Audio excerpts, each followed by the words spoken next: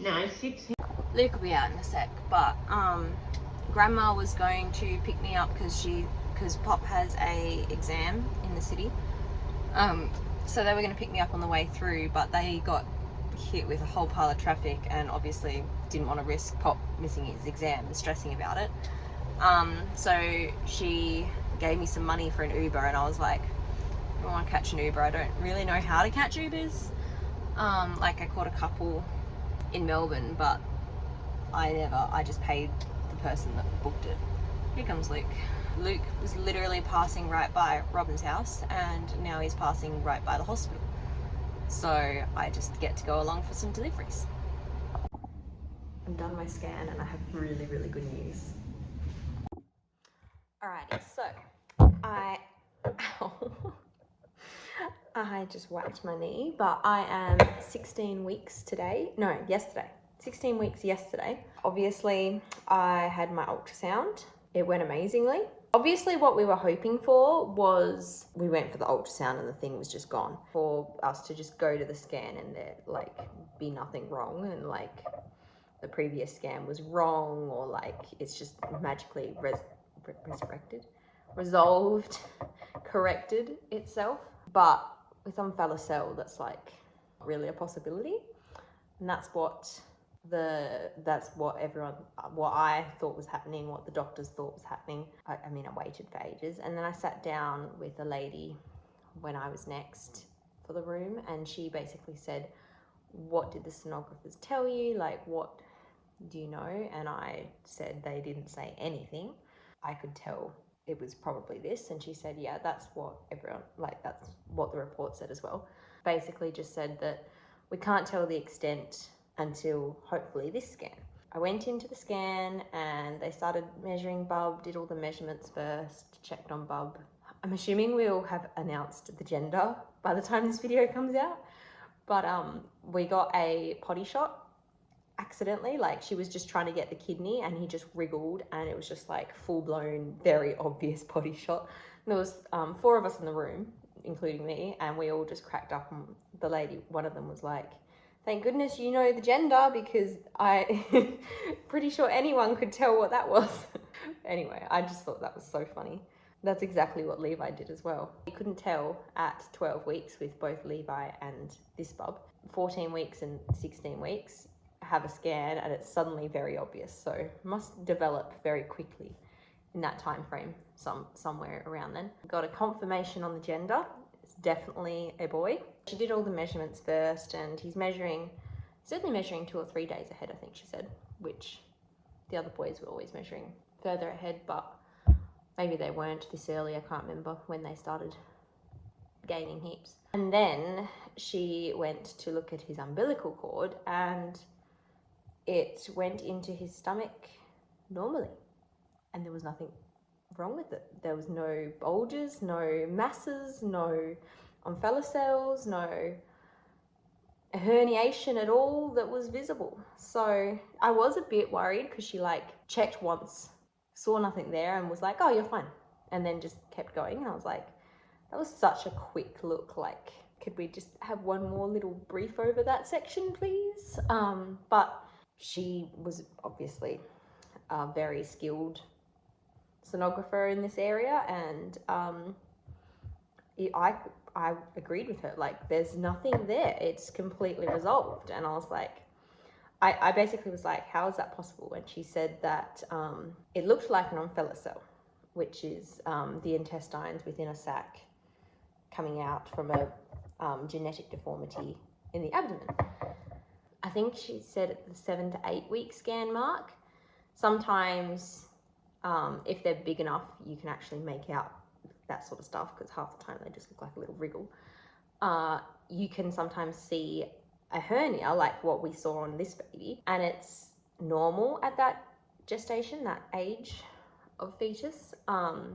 It's just that their abdomen literally hasn't developed enough to close over the organs. Like, it's just a developmental normal thing that can occur sometimes. And they had noted that on the report at my 12-week scan, but on the report it said it's unlikely to be that because Bub is measuring 12 weeks and it's like been confirmed that she's 12 weeks and everything like that. The lady at the appointment today said that she's seen it once before where at a 13-week scan the hernia that was occurring, and then it had resolved itself by the 16-week scan. And it seems like it's very, very rare for that still to happen, still to be happening, and Bub's stomach not to have developed properly by the 12-week scan. But it seems we're the rare one, which is like awesome, cool. They were like, oh, awesome, we'll send you straight back to your local place for your 20-week scan. That'll be so much better for you, blah, blah, blah, than traveling. And I'm sitting here like, even if I pay for parking, it is a lot cheaper than going back to my local place for a scan, because at King Eddie's, it's bulk billed, and everywhere else, it's $200. It's not easier. Please let me stay just for the 20-week scan. But yeah, so Bub was doing really well. And the only concerning thing was that cyst, which I'm confused by now because it might be just the corpus luteum, because I had a scan when I ovulated and they noted a follicle on that scan as my dominant follicle that had just ovulated. And then at my 7-week, I think it was 7 weeks, when I had my dating scan, they noted a cyst was present, which was fine. And then I remember in the scan, she was like, was that this? Because she saw that I'd had a scan just like 2 months beforehand or something like that, a month beforehand. And she went back and checked the results from that scan and said, this cyst is on the other side. That's bizarre, we'll have to keep an eye on it. And then at my 12-week scan, it had grown. And then at this scan, it had grown again. Obviously the report isn't always uploaded straight away, but usually the pictures are, and they're not up there at all. So I'm confused if it will get uploaded. I'm sure, I thought most things got uploaded to there. It's like my health record. That's where all my health records go. But it's not up at all. So I don't know if it's just because it was like the specialists at King Eddie's, or if King Eddie's system's just slow, or what's happening. But it's really bizarre because even like hospital like records and stuff like that are usually up there pretty quickly. Like by the time I'm discharged and check, they're there. So I don't know what's up with that. So I'm just going off memory here. So my cyst is growing. It could just be a hemorrhagic cyst from my corpus luteum, and it might just go away on its own, but we've got to keep an eye on it. So obviously my next scan will just be the 20-week, I think it's 19, 20 weeks, something like that, anatomy scan. We'll see how the cyst is. And if it's still there and hasn't resolved, there's a good chance I'll have another scan in a month's time after that, just to keep an eye on this cyst. It means I get to see baby more, and I'm not really worried about the cyst. Like, might be concerning to other people, but it is not the first cyst I've had. It is far from the biggest cyst I've had. It's not really causing, there's a couple of symptoms that might be the cyst, but it's not causing anything drastic that I can't deal with. So I don't really care about the cyst, and it's not really gonna affect Bub. I'm worried if it continues to grow. There's the thought that if it gets too big in that area, it's gonna make it harder to give birth because there's gonna be a massive cyst blocking my birth canal. The other thing was I'm feeling Bub way more now. I've been saying, I think the last couple of days, that I felt I think it's quickening. And I felt like I've felt Bub a few times, but nothing consistent.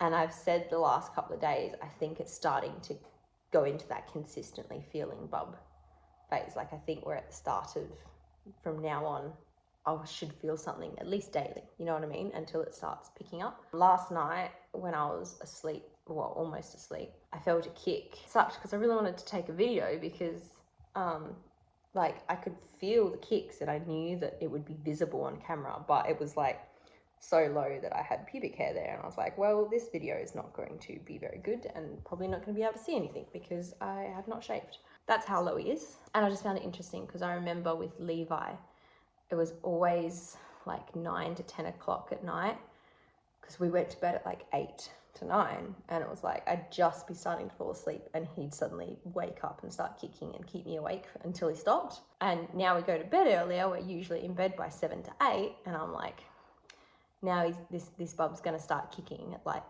right as I'm falling asleep again. Like, it's gonna continue. I have felt him multiple times today. We were at swimming, and I was in the pool with Levi for his lesson, and I felt some very definite kicks and wriggles in the pool, and I've literally felt him just wriggle slightly whilst filming this video. Like, it's not super regular, it's not constant like both the other kids, but it's quickening, it is happening. I do wonder if he's a quieter baby or like a calmer, not as wriggly baby. I'm hopeful I might get a slightly calm child. With Hayden and Levi, they were both wriggling heaps at every scan. Like, everyone remarked about how much they wriggled. And this bub, they said he was wriggling heaps at the last scan, the 12-week one that was scary. I think they were just saying it as an excuse to take more pictures, pretending he was wriggling heaps. And that's why they were focusing in on the abnormality, trying to get pictures of it. They were like trying to play it off that there was nothing wrong necessarily, and it was just because baby was wriggling heaps, that's why. But I didn't think he was actually wriggling that much. Like, he was moving around and rolling around and stuff, but it just didn't seem as much as the older boys. She took a couple of pictures for me, just 2 3D ones, and I don't think she realised, and I didn't realise at first, but thank goodness I didn't post them to family or anything, because we haven't announced the gender. I've accidentally said it so many times, but everyone's just assuming it's because I'm used to carrying boys and think it's a boy. But I don't know if you guys can see, but there is a definite potty shot between those legs. But there's our little baby. I do think I'm bigger at this point than I was with Hayden and Levi. So yeah, there is my belly. A little bit of a bee belly sometimes. This is my belly. You see my scar from my most recent surgery. Did have a scar up there, but he fixed it up a bit. As you can see, I think my linea nigra is starting to come in. Okay, symptom-wise, my hips, I've been getting really bad dizzy spells. I think it might have been low blood sugar, but I had a bowl of Weet-Bix with quite a bit of honey, and then was like, I should have tested my blood sugar first, and I tested it just after that, and it was 4.7. So I was like, if that's what it was after that much honey, it would have been like 2 tablespoons at least. What was it before? You know what I mean? So I think that was that. Now Luke's ringing again. So I'm just going to finish. Symptoms are under control here, there, and everywhere, but I'm happy, and therefore that makes them a bit easier to manage. So yeah, bye-bye. Bye, peoples.